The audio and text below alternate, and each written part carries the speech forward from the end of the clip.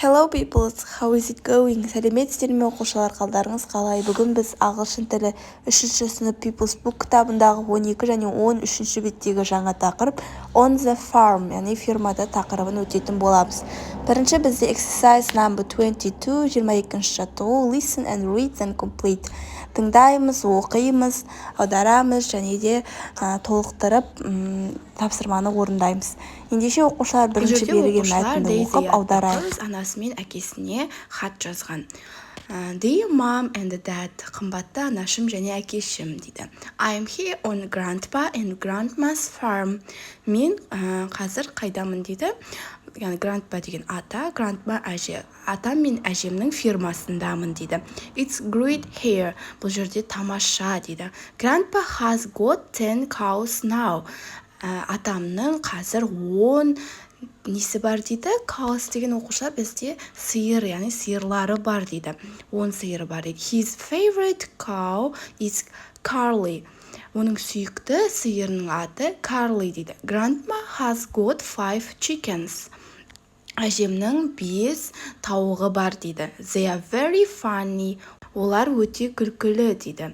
Grandpa and grandma have got 4 goats too. Атам мен әжемнің сонымен қатар 4 ешкісі бар дейді. The goats have got babies. Ешкілердің балалары бар дейді. They are very cute. Олар сондай сүйкімді дейді. Өте сүйкімді дейді. Love Daisy. Жақсы көрем Daisy дейді. Оқушылар ендеше қасында тұрған бізде тапсырма бар, соны орындайық. Grandpa and grandma have got 10. Атасы мен әжесінің 10 несі бар еді? Сиыры бар еді, яғни cows деп жазамыз біріншісіне. Екіншісі 5 несі бар оның? Chickens, яғни тауықтары бар. And 4 goats деп жазамыз. Және де 4 ешкісі бар екен. Келесі енді exercise number 23. Look and say and write this, that, these, those. Оқушылар бізде 23-ші тапсырмада this, that, these, those дегендерді қоюымыз қажет. Мысалы, this деген мынау деген жекеше түрде бір затты айтқанда қолданылады. Ал that деген анау деген, яғни алыста тұрған нәрсені айтқан кезде біз that дейміз, жекеше нәрсеге.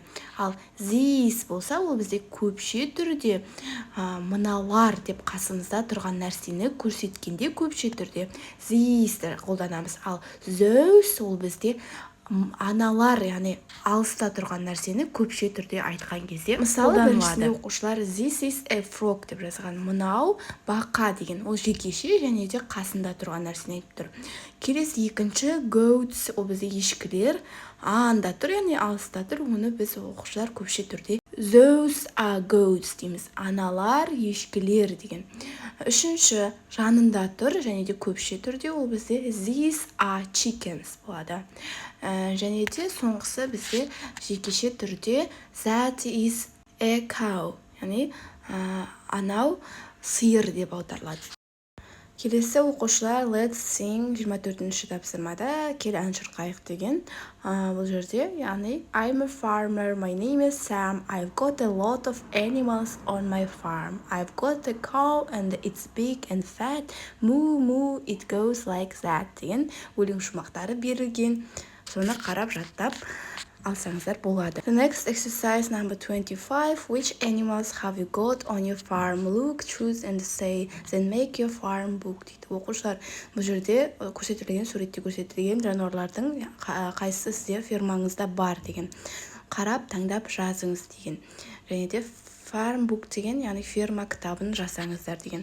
Мысалы, мына қыз айтып тұр. I've got a goat and an eagle. I've got some cows too. I haven't got any chickens дейді.